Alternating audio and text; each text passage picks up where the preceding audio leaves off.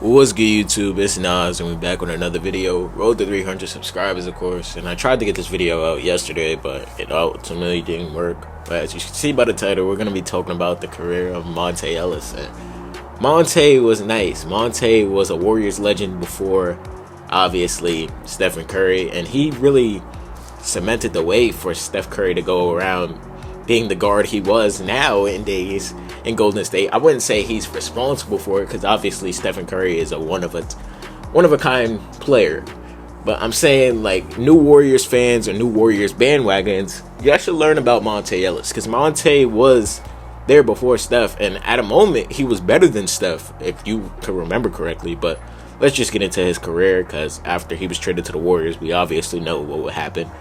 But in the 2005-2006 season, he averaged 7 points, 2 rebounds, 1.5 assists, averaging getting 18 minutes, played 49 games that season. In the 2006-2007 season, where he won Most Improved Player, he averaged 16.5 points per game, 3 rebounds, and 4 assists. And not really, that really tells you all you need to know. He took a major step. He saw a 10-point increase, so you see obviously that he got better. In the 2007-2008 season, he averaged 20 points, 5 rebounds, and 4 assists. And Monta was just this bucket getter. Like, he didn't have the defense because obviously he was a 6'2", 6'3", 6'2", 6'1" shooting guard. I'm not going to give him 6'3" because no. And he could score like that. That was his primary objective on this Warriors team. Like, he was their bucket getter, he was their scorer, and he had a shaky three-pointer, he had the mid-range, he had the athleticism. If one play he want to punch it on you, and he could do an acrobatic layup too. He just had all his, I don't know if you want to say finishing badges, you could say that shit, but he was just nice, bro. In his third season, he averaged 20 points, 5 rebounds, and 4 assists. In the 2007-2008 season, you see he's only going to continue getting better. The next season, he only played 25 games. I'm pretty sure he got injured in the 2008-2009 season, where he averaged 19 points, 4 rebounds, and 3 assists.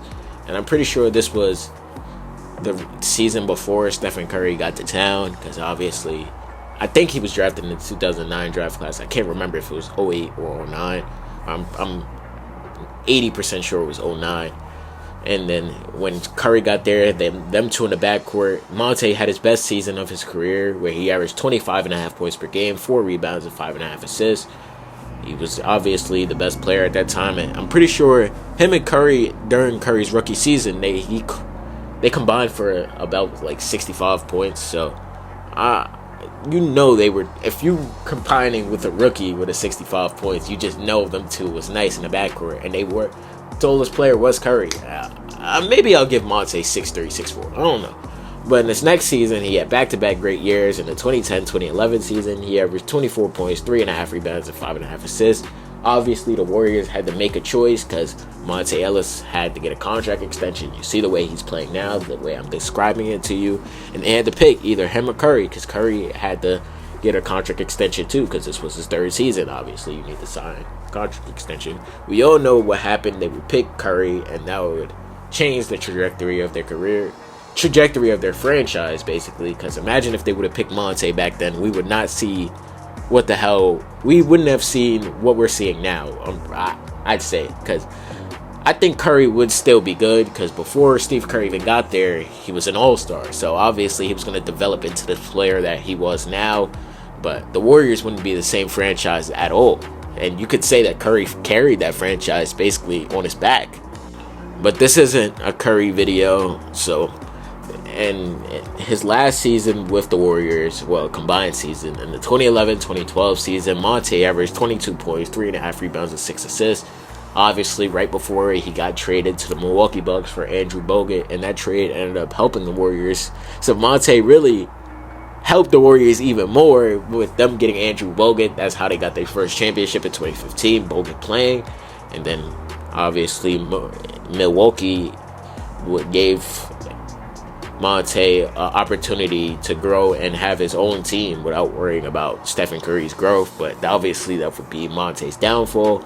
He only averaged 17.5 points per game, 3.5 rebounds, and 6 assists. And obviously, the fit just wasn't working. And I seen some shit a few months ago where Monta wasn't really efficient. He wasn't scoring as many points as he was on the Warriors, and he couldn't get to his shots.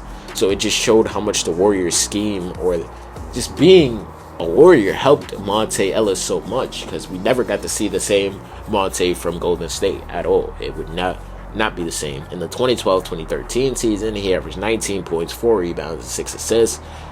And that would be his last season in Milwaukee. He only played 2 seasons in Milwaukee, which is crazy to say. Milwaukee gave up a lot to get him, just to trade him.